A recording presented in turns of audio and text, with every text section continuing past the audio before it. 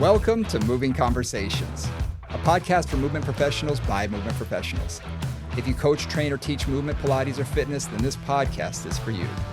With more than 60 years of experience in fitness and Pilates, your hosts, Brian Ritchie and Nora St. John, explore the science of human movement, diving deep into the facts, myths, and common misconceptions, hoping to spark thought and conversation about how we view fitness and movement. Now, let's jump into Moving Conversations. And welcome back to Moving Conversations. I'm Brian Ritchie. Joining me as always is Nora St. John. How's it going this morning, Nora? Quite delightful. We've got a little bit of fall weather coming in and life's looking pretty good around here. A little cooler, which is nice. Yeah, very cool around here. We've been... Yeah, most mornings leaving the house, it's been about 45 degrees. Okay. So it changed on a dime. It changed It literally did. on a dime. And DC has this weird, thing being between two bodies of water that it's always humid, so it just feels colder a little bit, A lot colder. So we get the humidity of the summer, which feels stifling, and then during the winter, it's just sort of bites a little bit, and we're experiencing a little bit of that. So we're expecting some fall foliage. Do you guys get any real fall foliage in Sacramento? Sacramento does, just because we have so many trees. Uh-huh. Sacramento is like the city of trees. And again, we're like you, our bodies of water are two big rivers that come through. So there's a lot of water kind of not too far under the surface. So yeah, we do. They're around Thanksgiving, so it's just starting to change now. Okay. And it'll be more like, into November that you'll really see the change here. Yeah, ours is just starting as well. But ours usually goes fairly quickly. Yeah. Yep. I think I've been there right after the fall and watched like the gigantic piles of leaves the size of like a small semi that get developed there. It's unbelievable. Yes, I was actually walking out this morning to the car looking at the ground going, oh man, I got to start raking this stuff up again. And I know it's just the beginning. It's just the beginning for the next month. It's a month of raking nonstop before it's all gone. So last week we talked about the shoulder and basically, we covered the anatomy, we covered movement quality, that sort of thing. That great idea for today would be part 2. Let's get into some pathologies. Let's get into imbalances. And I think we'll start with imbalances because, as you said, they can lead to pathologies. But yeah, I thought that way we'd do a little deeper dive because pretty much everybody's working with somebody that's got a rotator cuff issue or they go to reach their arms overhead. I was just talking with a client literally this morning. He's had a shoulder thing that comes and goes for a long time. And I was just talking about movement quality. I said, your right arm, your scapulohumeral rhythm is normal. I said, as you lift your arm up, I can see everything moving. As soon as you go to lift that left arm, you shrug your shoulder, your arm shoots up, and it's almost as though he's trying to do it so fast to avoid the pain that I said, you're creating the pain. Yeah. You're not avoiding it. And it was a big surprise to him. He said, really? He had no idea. So I thought, you know what? Yeah. And in my head, I'm thinking, okay, starting next week, we're going to start, he's a big golfer. So all he wanted to focus on this summer was golf. And I said, okay, now it's time for us to start focusing a little bit more on this. Let's break this down a little bit more and do a little bit of release work and stuff like that. So let's talk muscular imbalance. What do you usually see when you see muscular imbalances with the shoulder? So really, really typical stuff. So, from Yonda a million years ago, upper cross syndrome, tight in the front, weak in the back, right? So the pec major, the pec minor can be tight, shoulders round forward, and then the whole upper back musculature can often be just super weak. Again, from everything we do every day, sitting at our computers, playing on our smartphones, that's where we live. We live a little bit hunched forward and all that. So when I think about that, I'm often focusing with clients, even from day one, on getting their back shoulder muscles stronger, just like pulling the shoulders back, working on the upper back, working on the thoracic, just to get that going. So that's a typical one. And then what you mentioned too is really looking at how somebody lifts their arm. Particularly up overhead. We talked about scapulohumeral rhythm the other day, and that's really what I look at a lot is, do they have, is that scapula moving evenly? Is it moving in coordination with the humerus? Are they substituting elevation for upward rotation of the scapula? So they're overusing the upper traps. And again, so chest tightness. And then the other thing too is just that tight upper trap, that scapular elevation piece that many people just live in, or as soon as they go to lift something or pull something or push something, the shoulders come up. So those are probably the typical things. And then in terms of like rotator cuff issues, generally weak in terms of lateral rotation. So, medial rotation's reasonably strong on most people, but not everybody. Lateral rotation is often pretty weak. So those are the main things that I would say I see. Yeah. What about you? Anything to add? Yeah. What I look at a lot of times is you look at all the muscles that attach to the scapula, because where the scapula sits is really, if it's not sitting in the right place, if it's upwardly rotated, if you are round shouldered, if you see someone who's naturally round shouldered and you're standing behind them, you can pretty much guarantee that their scapula is sitting a little bit superior and a little bit lateral. And what we often see with that is that the scalenes get very tight, the SCM gets very tight, pec minor gets very tight. All of the deeper muscles that attach to the scapula, clavicle, the acromion area, the coracoid process, all of those muscles become a lot tighter. And something that dawned on me years ago, and that I have to remind people about, is just because a muscle is tight and shortened doesn't mean that it's strong. Often it's weak. So sometimes we do still have to work these muscles in a lighter capacity to remind it what it's supposed to do. So sometimes I'll take a look at those muscles, especially the pec minor, and start saying, okay, we still need to work it. You and I were talking on Wednesday about just shoulder in general and how difficult it is to actually stretch just the pec minor, because we go to do a pec stretch and we get mostly the pec major because we're taking our humerus away from our chest, but we're really not affecting the change of the scapula a ton. We're getting a little bit, obviously, but it's not changing it a ton, that sometimes we need to do a little bit more manual release work. So I have a tendency to look at that aspect and see what's tight, as well as the back. Are we getting proper activation of the lower trapezius? Can that scapula sit down properly? Because that's something we see that, like you said, trap 1, really overactive. Trap 2, maybe overactive, maybe not. Maybe trap 1's doing all of the work. Rhomboids are often weak. And the lower trapezius is like, oh, they're not even here. They've gone to lunch and they never came back. They're just done.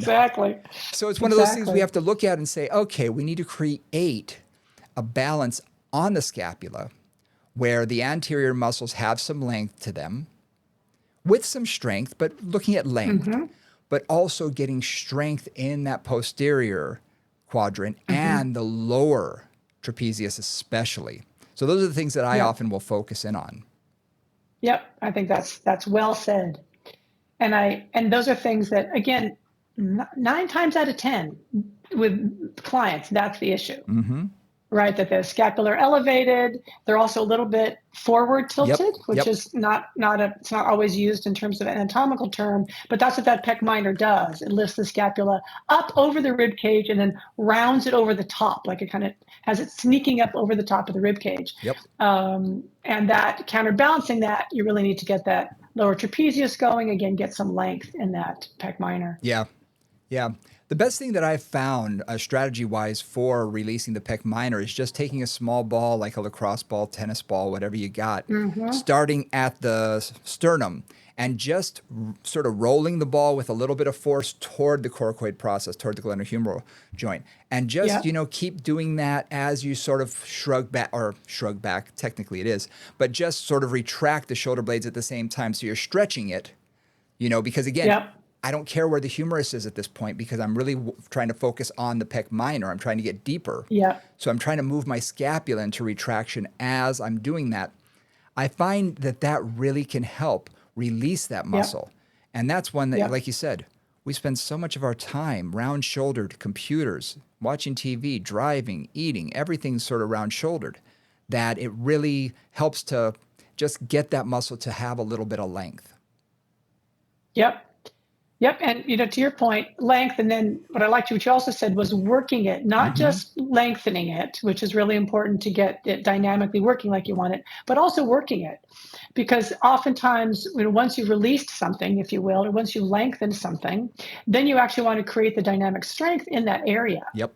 And so, for that, like I'll exaggerate and really round the shoulders forward and pull the shoulders back and round the shoulders forward, not just scapular protraction and retraction, but really adding that shoulder over the top feeling, right? Rounding the shoulders forward, bringing them back and creating that dynamic action. Classic exercise we do, which we think about more for the serratus, is like the sternum drop. Yep. So on all fours, just dropping the chest down or reaching the chest back, which is primarily protraction, retraction of the scapula, but can also be a little bit of that pec minor action happening there as well, because you're really moving the scapula regardless of where the glenohumeral joint is. And how many people do you know when you try and put them, I call it a serratus push-up, where you're literally trying to use the serratus primarily, but you're absolutely right. You are using the pec minor. And I like it in sort of the plank position on the forearms, just because in a straightened arm position, they try and get their triceps, they bend their elbows. And I'll do it on a table. I can do it on a wall or something like that so we can de-weight the body. But how many people can't even figure out how to do that? Exactly. They don't have the strength. Their serratus and their pec minor are like, excuse me, you want me to do what? Huh? Yeah. And it takes a while for them to learn it. And even once they do learn it, I've had some guys that you look at them and they look like they'd be pretty strong. And after 2 sets of 10 or 12, they're fatigued and they can barely get out another repetition, or their form really starts to suffer after, 7 or 8 on the second or third set. So you can see how much endurance they lack in those muscles that are postural. That are, essentially postural. Yeah, right? they keep the scapula where it needs to be. Right. No, I've had that experience as well. It's like, and it was interesting because the people that I've had that problem with the most were some massage therapists I work with. Oh, yes. Who are using their upper body in a particular way, but man, the support for that scapula, which they're using in some very particular moves, was not there at all. Yep. They had no stability whatsoever of the scapula, and the serratus was just out to lunch. Interesting. And pec minor in that as well. Yeah. And it was one of those moments of like, it happened a few times and I thought, that's interesting, because they're using that movement, but they're usually using it with some scapular protraction, and they're not really ever getting into the retraction. It's that, and we were harped on this when I went to massage school, using your legs more. Don't use your arms. Right. So you almost lock out the position in your arms, not necessarily locked out, but you are in sort of a protracted. You're stabilizing, and you're using more of a lunge, so you can use your body to create that effleurage, that flow, that glide. So you're not thinking about actually doing that protraction retraction as a piece that really we need it to do. But at the same time, if that's all you did as a massage therapist, you would wear out in a heartbeat. Yes, exactly. So, I can totally see why they teach that, but at the same time, that would lead to people who don't have good rhythm of that area. So, pec minor. Yeah. Then the next piece that I find takes some time to develop is getting that lower trap going and changing that pattern of always lifting the shoulders up and elevating on any kind of effort with the upper body. I mean, that's so common.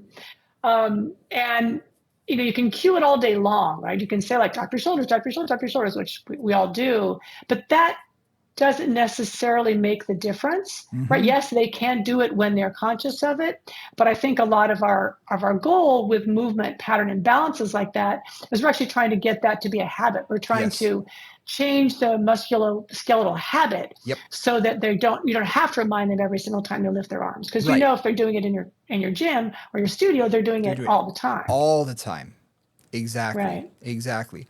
No, I agree that trying to bust through some of these habits that are perpetual are always going to be the issue.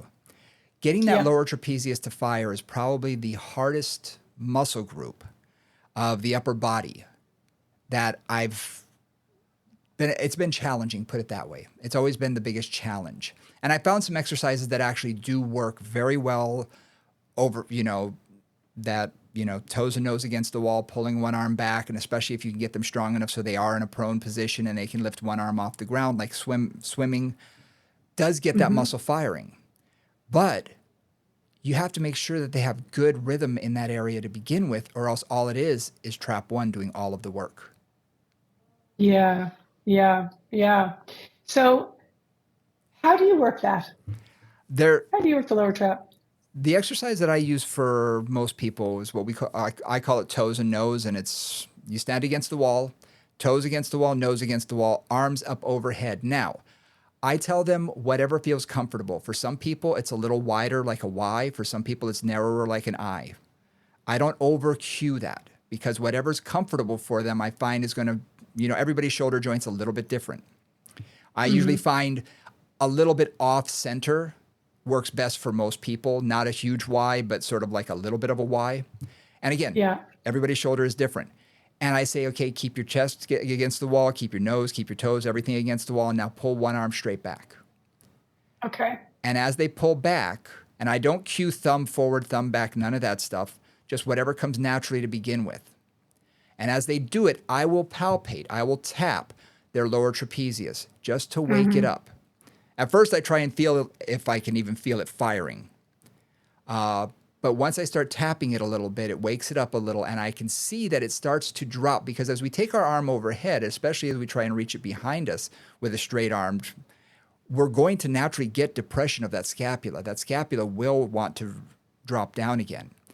So that's what I'm trying to encourage. I'm trying to encourage that to drop down as that arm goes behind. And again, if you do it with them in a prone position, their arm weighs too much. But against the wall, they're not going against gravity. So it de-weights it pretty much. And I find they can relax the hands on the hands and arms on the wall so they're not holding their arms up. It's not a struggle to hold them up. And I find having them do that 10 or 15 times on each side, a couple sets, and have them do it at home regularly really wakes it up and wakes it up quickly. And then I can eventually get them to pull both arms back at the same time. So I take a little bit of a different approach, which just is interesting because I think it might be complementary.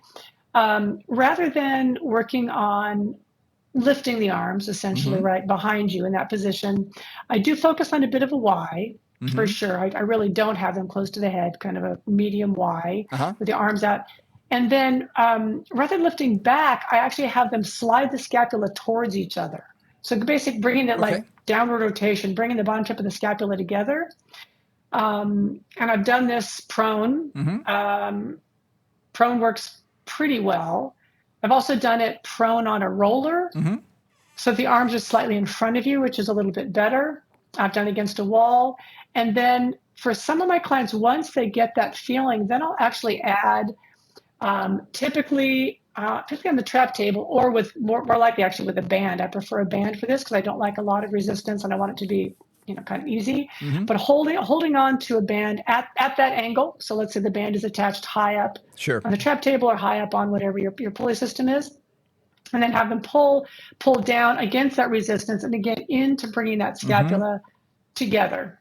And that's been fairly effective, I would say, as well. So I would add, I would do that, and then I would also add the lift that you do. I think that's a good combination. I usually start with the toes and nose first. And the reason I do that is I also have two other exercises that I will do once it's woken up. And one of them is very similar to what you do, where I put them on sort of like a pull-down machine or something where it's a high cable. I like having a bar because I like having it a little wider. I find a little width helps. And I put a little bit more weight than what their arms would weigh, put it that way. So that it's actually going to pull them up a little bit. It's going to pull their arms up just a little bit so they can feel that. So they can actually begin to feel their scapula pulling down and back as they pull. Now, the reason I don't start with that exercise is because I find they try and overdo it with their lats every time or their biceps. They don't have the coordination yet.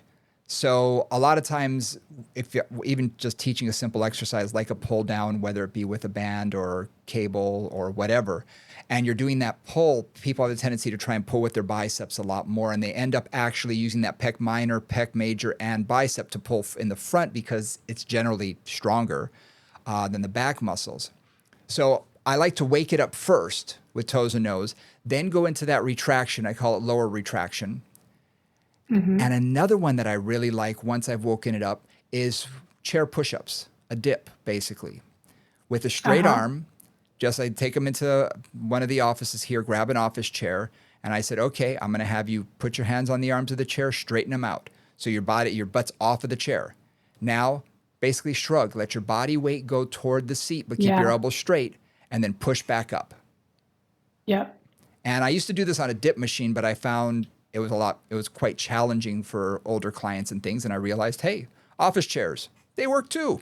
And a lot of people have these at home. So you guys can do this at home, or do it at the office just to wake that up. And I do focus on retraction because, they're going to want to be in a protracted position. So think about lifting that chest as you do it.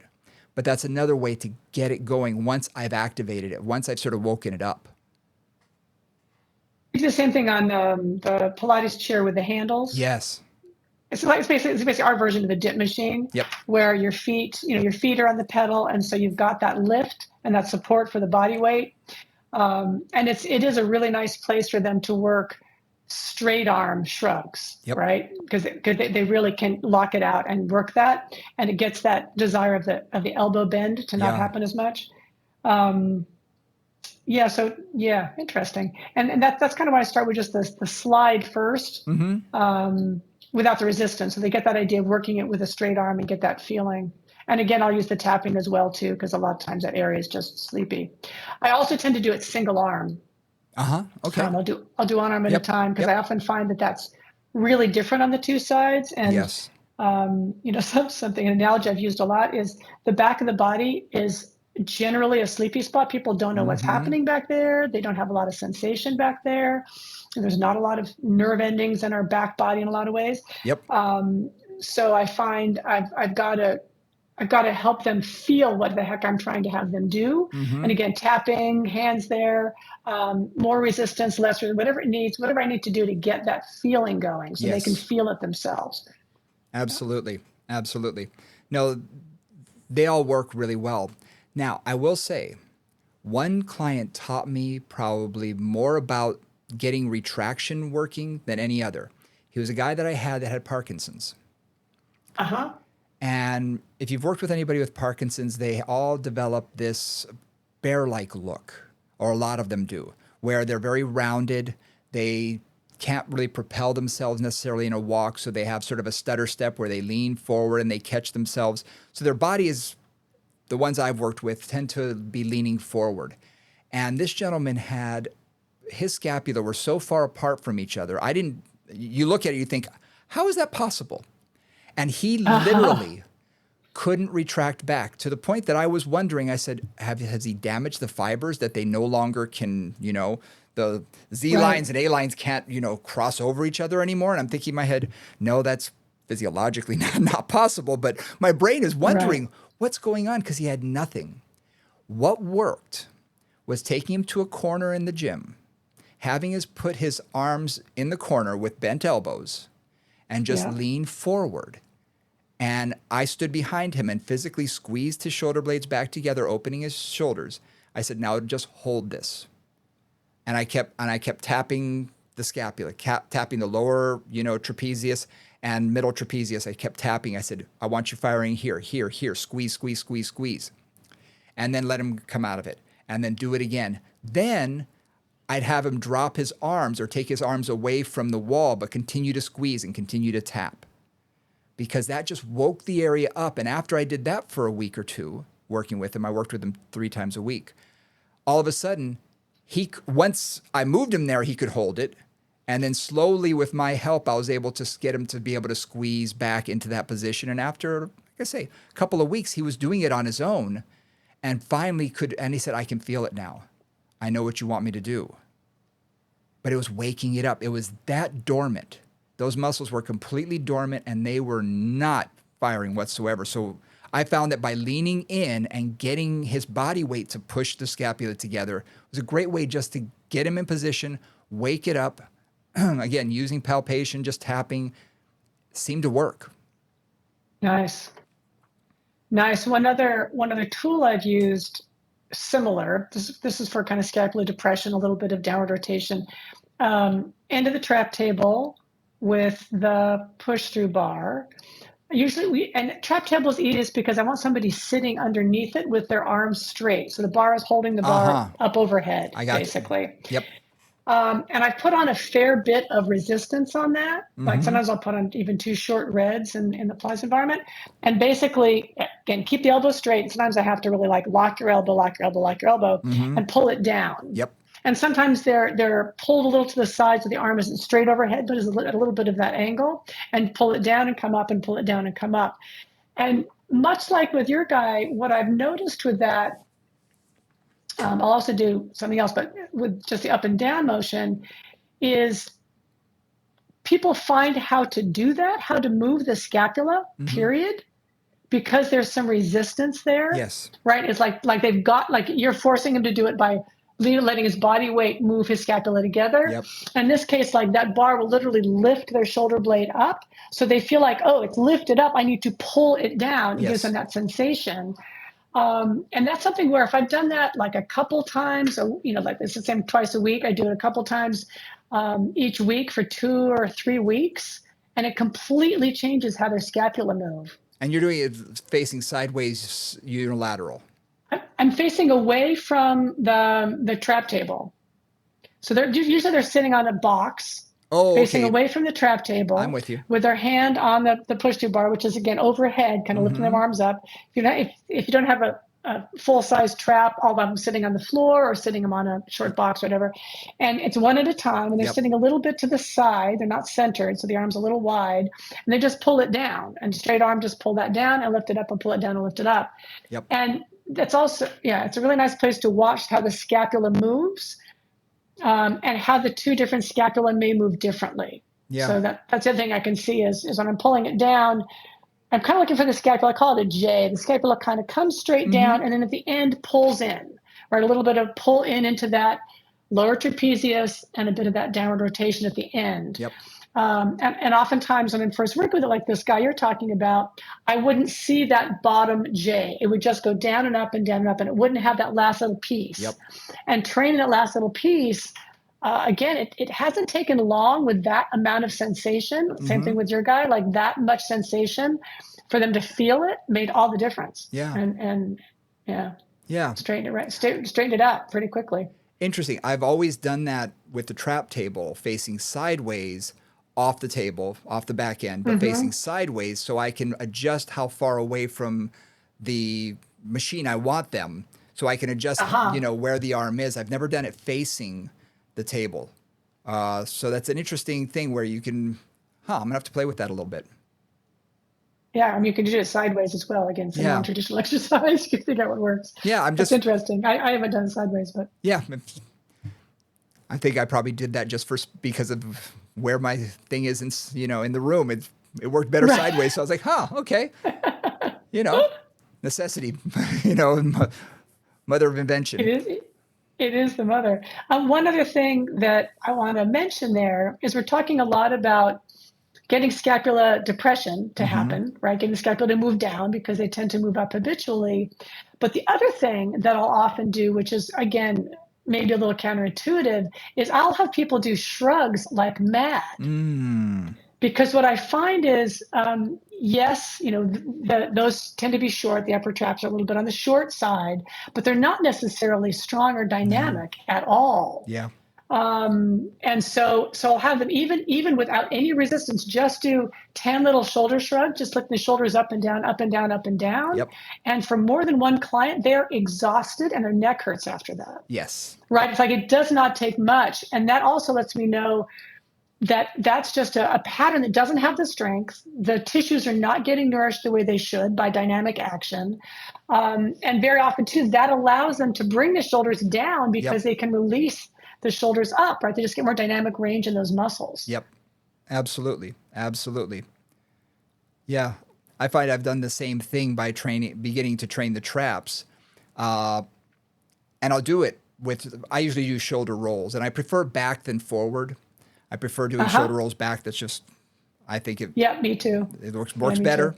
But yeah, and I'll do that, and I'll say do it 15 times. And afterwards, you can see they're like, oh, man.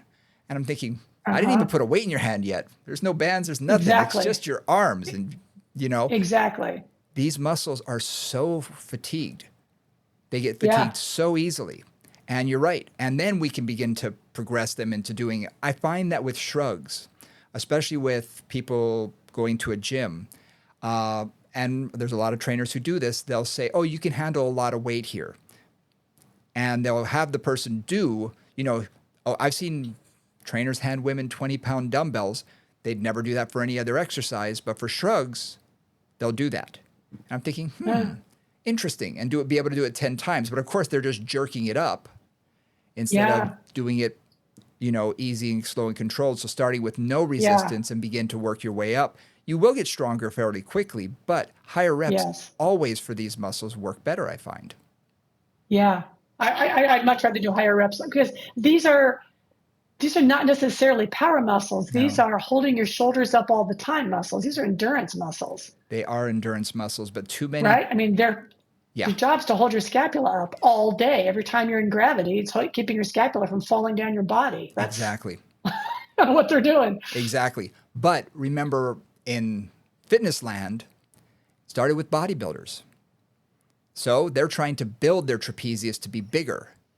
And you got to do that through heavy weights. And it's true. If that's your goal, that's fine. That's not our goal with, a 65-year-old, person who just wants to be able to pick up their grandchild. No, not so much. We just want it to function in a balanced and dynamic way. We don't necessarily need it to be gigantic. Exactly. And the thing I notice about all these imbalances are oftentimes we see a progression, or I see a progression, that things will start with something as simple as a muscular imbalance where we see that they have improper scapulohumeral rhythm or overly tight, traps, upper cross syndrome, something of that nature. But it can develop into more of a medical pathology.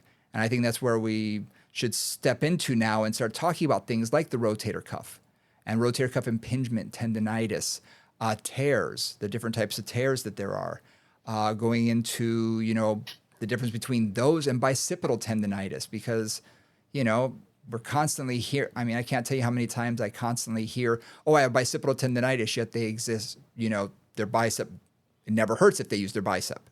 It's like, okay, it hurts your shoulder when you do external rotation. Okay. And I don't want to say the doctor's wrong because I'm sure that there's inflammation in that whole area, but they're not exhibiting symptoms that would point me in that direction. But it's like, okay, that's fine. We're going to work all of it. So, Brian, we discussed, Brian and I work on a project called Advancement Principles. And as part of that, we're filming a bunch of these ideas. And when I was doing the research for that and really looking at what happens, a lot of the issues with the shoulder, and I'm going to talk specifically about the area around the glenohumeral joint as a thing. What you realize when you start to look at the literature is, okay, that is one tiny space. So those of you who have any anatomy background, you have your acromion of your scapula. That's like the roof. And underneath that, you have your supraspinatus tendon that goes right between that acromial roof and the head of the humerus, right through along the top of that glenohumeral joint, right, puts that together. You've got bursas in there. Yep. You've got your biceps tendon that comes up and attaches onto the top of the glenoid fossa, right underneath that. And all that stuff is in a space that's, maybe 5 millimeters, maybe half an inch wide, maybe a quarter of an inch wide. And every single time you lift your arms up overhead, you potentially shrink that space, especially if you don't upwardly rotate the scapula and your scapulohumeral rhythm isn't working and you're over depressing the scapula, lifting the arm up, you shrink that space even more. Absolutely. And they say 10 millimeters is what, it should be. And I say that was probably on a 16-year-old, who's perfectly healthy. With good biomechanics. Exactly. Who's very flexible, great biomechanics. Most of us, I find it's probably a lot smaller. And just think about how small 10 millimeters is. Okay, it's a centimeter. That's half an inch. Yeah, it is roughly tiny. That's not big. It is not big, and there's a lot of things going through that area. Yeah. Let's review what we talked a little bit about last time with the rotator cuff. Basically, it's a force couple where we have these four muscles whose job really isn't to rotate the arm as much as it is to have proper placement of where that humerus is as the arm moves up. It downwardly, it pulls the humerus down into the joint basically as we lift our arm up. So if they're not doing their job, that area shrinks even more, and that's where we do get that impingement. Yeah. And one of the challenges, and I think you brought this up, and I was thinking about it a lot, is again, a client will come in with a diagnosis in that area. Yep. A rotator, supraspinatus tear, biceps tendonitis, shoulder bursitis. Those are the, sort of the typical ones that I see a lot. And if you start to explore it a little bit, you realize like kind of it's all going on at the same time. Exactly. Right. That the area is so small that if one piece of that is inflamed, it kind of spreads that inflammation around. Yep. That it'll irritate the rotator cuff, it'll irritate, or if that's irritated, it'll irritate the bursa that lies right over it. It may irritate the attachment of the biceps tendon.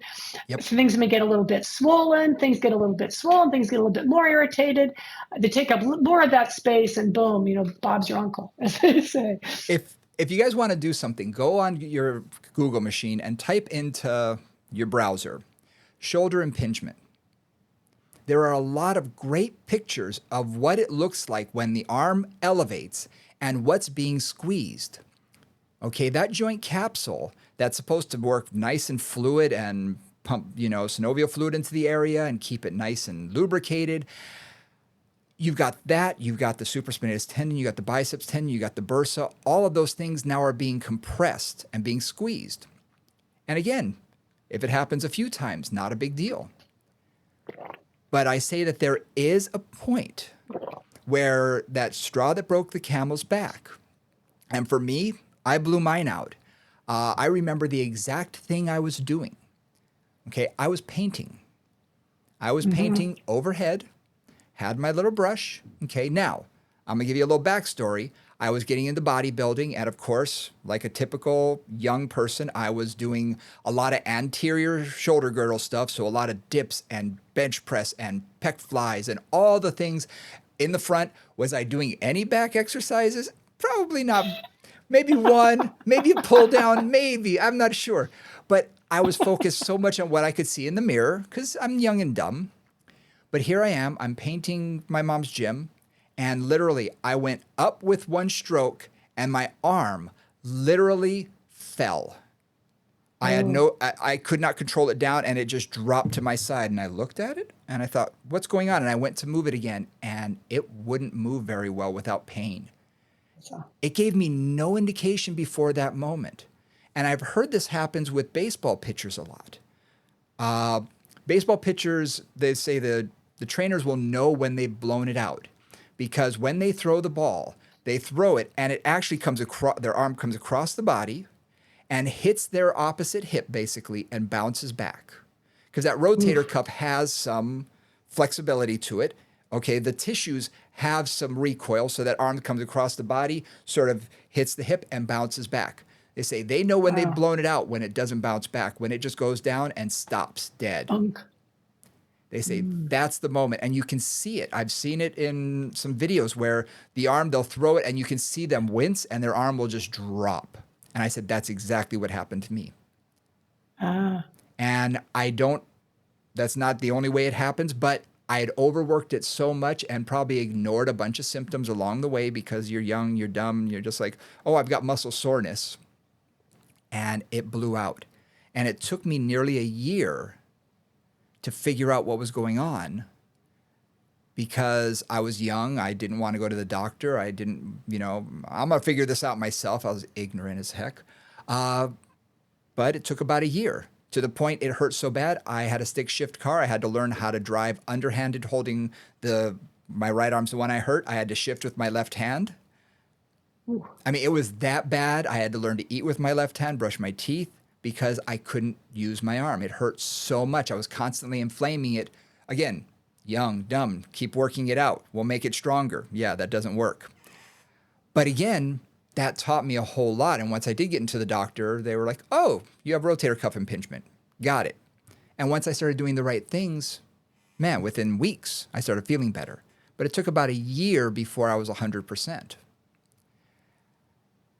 Those tissues, there's so much going on in such a small area that it's very, very difficult to know exactly what's wrong. And for someone who may have a biceps tendon issue, may have a slight rotator cuff tear, or a slight labral tear, all of those things are happening in a very small area. And I hate to say, even if you do the MRI, you don't know which one's actually talking to you at that moment. Because they're all angry. And one of the things that this really, like when I worked at St. Francis a long time ago, and was doing a lot of research on the shoulder, this was before things have gotten really sophisticated as they are.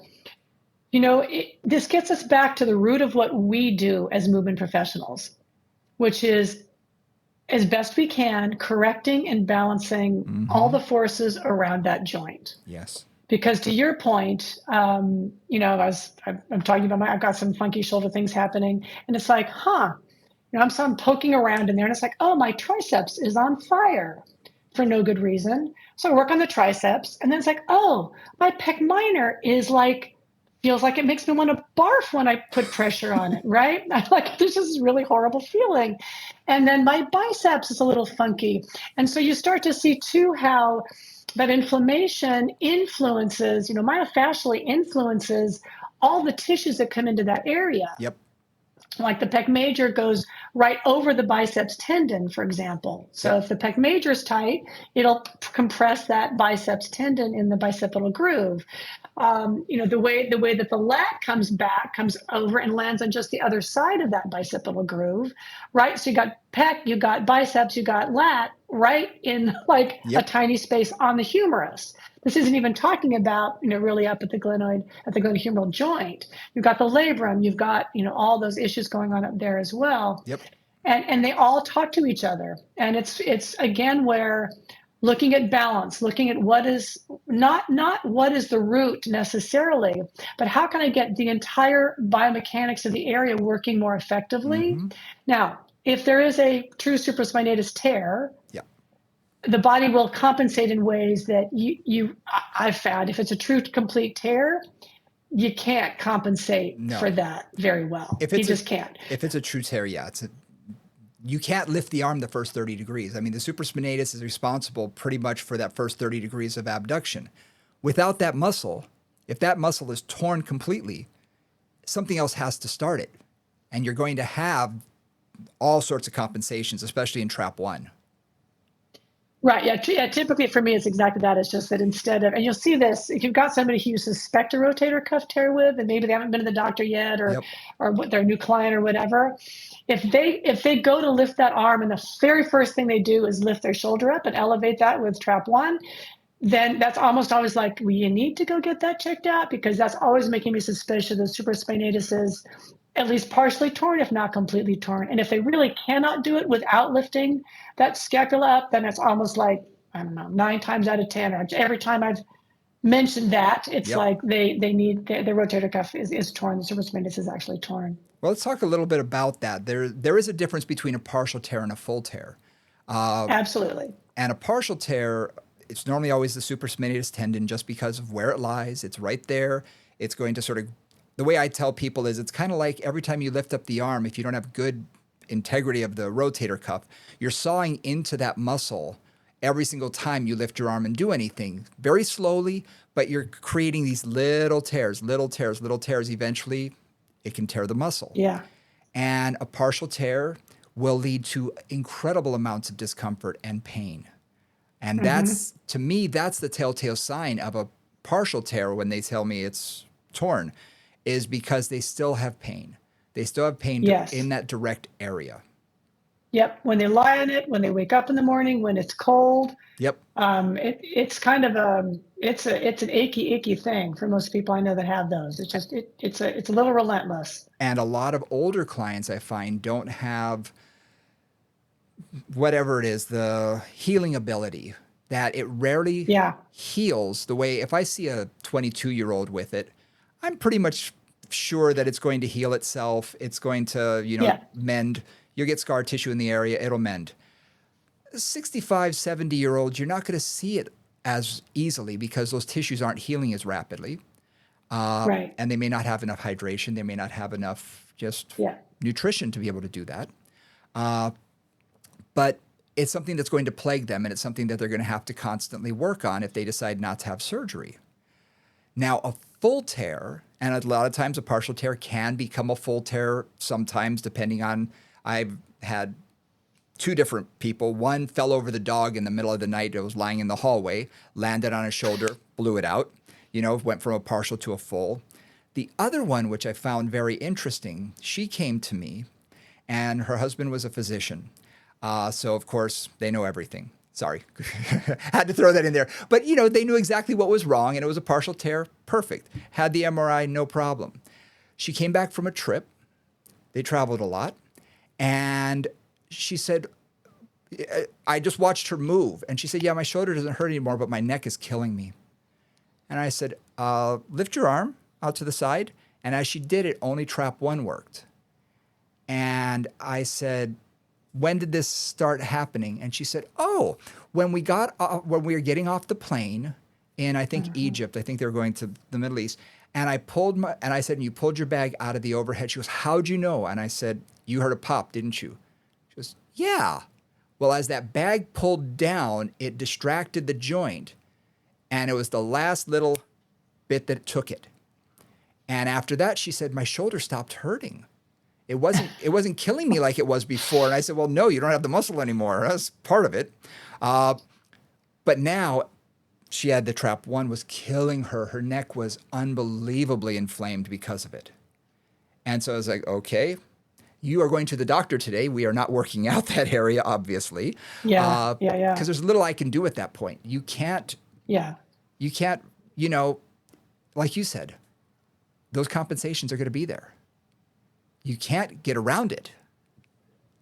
My experiences with a full tear, and this is different in different places, right? Like I know people that have an unreconstructed intercruciate ligament, for example. That's not that uncommon, even with dancers and some people that I've worked with that just chose not to reconstruct. They could manage the strength in that area with a lot of work to keep that stable.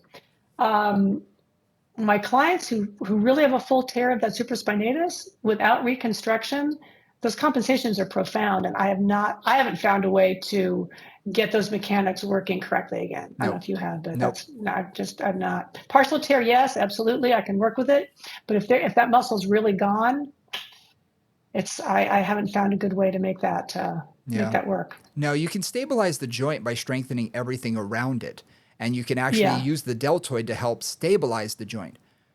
But when you ask it to move, exactly. That's the problem. That's if you the really problem. Want to go overhead, it's going to be weird. That supraspinatus, the way it's designed, how it sort of sits up and over the humeral head, actually when it pulls in and contracts, it rotates the humerus, the head of the humerus downward, and then the infraspinatus, teres major or minor, can actually help pull that down even further. Without it initiating that rotation, all that happens is that humerus goes north. It's which leads to more impingement. Right, which basically just reinforces the whole problem you're already having. Exactly. And you made an interesting comment earlier about, waking up with the pain and you can't lie on it and everything. Something to think about. And when I was first told this, it sort of blew my mind.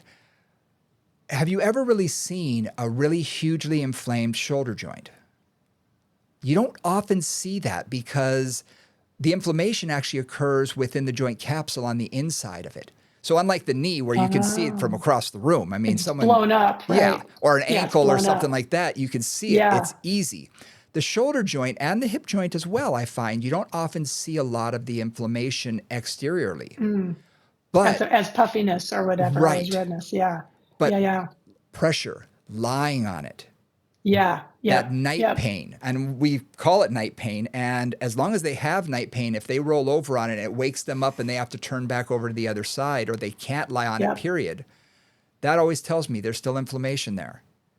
Yep. And a lot of times my job, I know what I'm really good at. When it comes to inflammation, I say leave that to the medical professionals. There's all sorts of things that they can do with that. They can do something with that. Yeah. We can work on the muscles and the strength and the stuff, but the inflammation is a physiological process. Exactly. And, I will suggest ice, just to help initially, but it's like, look, talk to your doctor. There's many different options when it comes to medication, shots, whatever you want to do. That we need to get the inflammation down before you can really do a whole lot and strengthen the area, because you're just upsetting the apple cart the whole time. Yeah. And so for me, a lot of times I will focus on just working that rotator cuff, internal and external rotation, shrugs, small movements, scapular retraction, especially in the prone position, even getting into a T in the prone position. W's they usually can't do because of inflammation. But just those positions that they can get into and work comfortably, I'll work with that until the inflammation is down. Then, when they don't have night pain, I can start saying, okay, now we can start doing other things. Now we can start building up a little bit more strength in the other posterior shoulder girdle muscles, in rows and things like that. But if you try and do that right at the beginning, it just keeps adding more and more to the inflammation, I find. So let's talk through that strategy, because I've played with a bunch of different strategies with somebody with shoulder issues generally. And again, I'm taking this as a broad category of issues, not any of the specific ones, but something's going on in that shoulder. Yep. So just so I often begin with just no resistance rotator cuff work. Yep. Right, just arms at your sides, just no therabands, no nothing, no resistance, just simple. Just to see if the mobility is there and to try to get some strength in the deepest support muscles for that area. Yep. Now, that's not going to get my supraspinatus particularly, right, because that's an abductor, that's not a rotator, but it'll at least get the other stabilizers of the glenohumeral joint. Most clients, I'm trying to think if anybody couldn't tolerate, every client I've worked with shoulder pain could tolerate that. Most, yep. Yeah, I can think of the most extreme shoulder I can think of that I worked with could only do it like sitting up with no resistance, arms straight, just medial and lateral rotation, and had pretty good range on both sides and could do that without increasing pain. Okay, step one. Yep. And that's arm bent to 90 degrees. Could be the arm straight. Oh, arm straight, just rotating completely. Okay. A lot of times I'll just do it because if there's a biceps issue or something, sometimes even just having that elbow bend can be a problem. Yep. Plus, you can limit internal rotation with the arm bent because you run into your body. Yep. Right. So just straight arm simple. And then, of course, you can start to add resistance to that, add bands to that, add other kinds of ways of doing that. But I start with that. Knowing too that is, just a reminder, that's an endurance exercise, not a strength exercise. You want to go for repetition, not weight. So if they never add weight to that, I've got no problem with that. If they could do 40 or 50 like rotations with no weight, that's fine. Yep. So that's step one. And then the next thing that I've played with is two things, and I'll see what works here, is essentially I'll do a little bit of bicep strengthening, simple, and I usually do it with the arm at the side. So not like the arm out in front of me with a right angle between my humerus and my torso, but just like my arms at my sides, just a little simple elbow bend, right? So they're relatively neutral in their glenohumeral joint. Same thing with the tricep. So I'll do a little bit of just strengthening for the upper arm muscles. A lot of times that's also tolerable as long as I keep the weight pretty light and I keep them in that position. So again, the arm isn't lifted up at all. It's just gravity hanging at their side. They're just either pulling something back or pulling something in. Then working from there, I also will just play with scapula mobility. And it may be as simple, again, this is like baby steps, but as simple as just pulling the shoulders back, like retraction and protraction without anything else happening. Yep. So looking at the mobility, looking at just waking up the area, seeing how much of that is tolerable. And a lot of times that's tolerable. Maybe I'll do some of the all fours, sternum push-ups, or as we call them, sternum drops, right? Scapular push-ups, if they can tolerate that. Mm-hmm. And then like adding resistance, like simple little bicep curls or rows, things below 90 degrees is my next step. So the shoulders are always, the humerus is always below 90. So starting low, maybe they're right at the side of the torso, like I'm doing a row with the arms right against the side of the body, right? Keeping it really small. And then slowly building the arms so that they're wider and wider, farther away from the body, more abducted or more flexed. Yep. And then last step, which as you said, you really after once inflammation is really down, then I start to work on anything overhead or anything above 90. And that's kind of my general, mobility, a little bit of strength, slowly building the arms up so they're not just at the sides, and then gradually going overhead. Just wanted to see if that made sense. Oh, it makes total sense. I hit it a little differently often. Yeah. I will start them with internal and external rotation, usually unweighted, just whatever's tolerable. I'm also looking at range of motion because anytime I take someone into external rotation, and usually the arm is at, bent to 90 degrees, the elbow, some people can only get till it's straight in front of the body. Anything more lateral than that begins to hurt. So I'll just note that. Some people can go a lot further, and I'll note that as well. Then I may try and do, again, just trying to do range of motion, then adding a little bit of isometric, where I will use myself just putting one finger of pressure and have them hold it for 2 or 3 seconds. And when I do that, I'm not doing it fast. I'm gradually picking up. So in a course of maybe 3 or 4 seconds, I'm starting with 0, going up a little bit, and then decreasing. Up a little bit, and almost like you're revving up your engine in a car. You start off with very low RPMs, you take it up a little bit, and you go back down. And as I do it, I start increasing that repetition. Now, or increasing the resistance. One thing that I will find is in that range of motion, usually there's one spot that's sort of an iffy spot, so to speak. Right, a hot spot. A hot spot, exactly. Yeah. I will approach that, but stop just before they're into that area. And that's where I'll begin to start strengthening using isometric. Because a lot of times you can bridge through that painful area by approaching it, but not attacking it.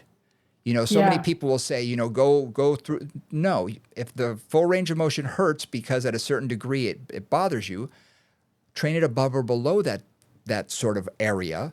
In isometric, and you can often bridge that area. It's called physiologic overload. You can actually bridge that until they can do full range of motion. Then start them with half a pound lying on their side, half a pound of external rotation. Build them up. I don't think in my entire career I've ever gotten anybody beyond 10 pounds of external rotation side lying, and that was me.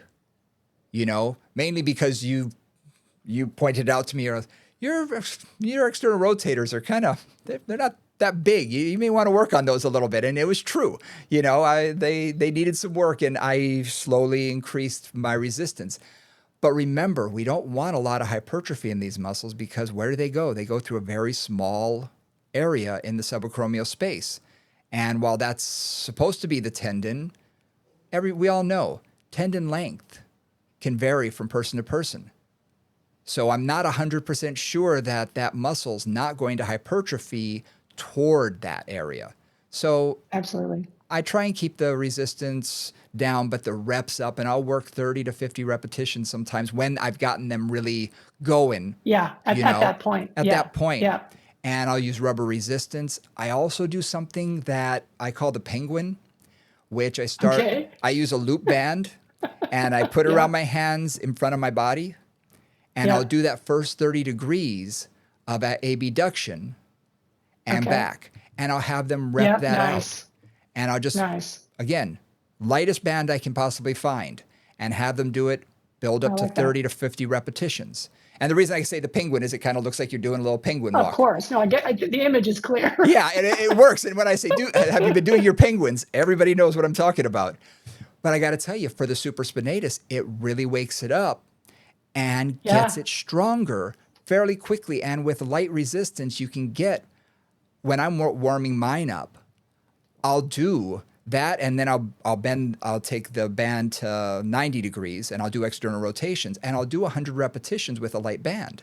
Because I'm just trying to flood that area with blood. I'm just trying to warm it up before I work it out. Get it going. Yeah, priming the pump. And it really helps to work that out. And again, it's something that I have a lot of clients who travel. It's easy to take one of those bands with them. You know, and you don't even have to buy a loop band. You can just tie a band, you know, find, you know, the right, you know, length. But it does work. And I find that those exercises really work well, wakes the area up, get some integrity, and then I can begin to build their strength side lying with a dumbbell or something like that. You know, because then I can begin to build strength. And then PNF patterning, you know, then I can get them into doing more of that sort of thing. And I'll be honest, I'm not a huge fan of overhead work in general. I'll do it for function, because we all have to reach the top shelf. You know, if you travel, you got to be able to put your bag in the overhead. But I'm not big on overhead presses. I'm not big on that sort of thing, especially with the arms out to the side in the frontal plane. I prefer sagittal plane. I prefer keeping it, you know, because as I sort of broke it down one day, I was thinking, well, if I'm doing an overhead press, if I stop with my forearm, with my upper arms level to the ground, that's the same as a front raise. It's just the weight is higher because it's closer to my body and my elbows bent. So I thought, okay, so I'm just raising my arm up a little higher than that. So I try and keep it more in the sagittal plane for people who do have rotator cuff issues. And then eventually begin to work that PNF patterning where they can reach overhead with that external, you know, internal and external rotation in their arm. But it takes 6-9 months. This is not something that's going to happen over 2 to 3 weeks. No, not at all. This is that's why, I mean, again, anything above shoulder height is like in the distant future. Yes. Especially if there's in post-surgery as well. Oh, yeah. So I want to say a couple of things. That was great. Thank you very much. I thought I learned a lot from that. And again, the reminder from you about isometrics. I don't use isometrics enough. It just doesn't occur to me. So that was a really good reminder for me. And I like the penguin idea. Because I've always played with different ways of doing that, you know, tiny supraspinatus activation, but I like that one. That's great. I'm going to incorporate that one. I'm going to steal that one, Brian. Thank Please you. do. That. Everyone steal. steal from everybody. Use it yourself. Something else to think about that, along with the isometrics, is eccentric. Yeah. You know, because sometimes I will just have them hold that isometric, and then I'll say, now control it down as I'm putting a little bit more resistance. Then I'll say, now you lift it up with no resistance, hold me, controlling it down. And, you know, we all have probably done that with someone with a straight leg raise or something like that, because that's very common. But people forget about the rotator cuff. Yeah. But it works incredibly well. And again, you just take them to where they may have that little sticky area, that hot spot, hold them before they get to that, hold it, and then control it down. And as I'm having them control it down, I will increase the resistance that I'm pushing against it. And, you know, it's just a way to begin to get them toward the concentric eccentric control on their own. Yep. I love it. That's great. So, wow, there we go. That's a lot. That's good. That's great. That's a lot of, I think we covered a lot of good things there, looking at some of the imbalances, ways to deal with those in terms of mobility and strength and where you're trying to get to, and some exercise specifics. Then really, you know, I think to wrap up what we were just talking about, when there is a shoulder problem, it again, unless there's a full supraspinatus tear, but almost anything else, you're looking at inflammation management, which is not your job. Yep. And then you're looking at, you know, how do you gradually build up the balance and the strength in there. And I loved a couple of your examples of places where once the strength was there, things got better really quickly. And even clients, again, you thought were really strong, were weak in specific areas in the shoulder that were leading to those imbalances and leading to, you know, shoulder impingement or whatever it was. So nice work. Yeah, this is cool. Yeah. And something to think about in general when it comes to the shoulder joint, a lot of the pathologies have very similar, in a physical therapy term, treatment Yeah, strategies. exactly.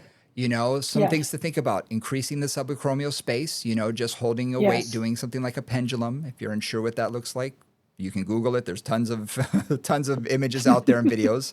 You know, I do a lot of release work and a lot of anterior shoulder girdle stretching. So I'll put them on a foam Yep. roller to do the snow angels, or Yep. the doorway stretch if they can handle that. Some can, some can't.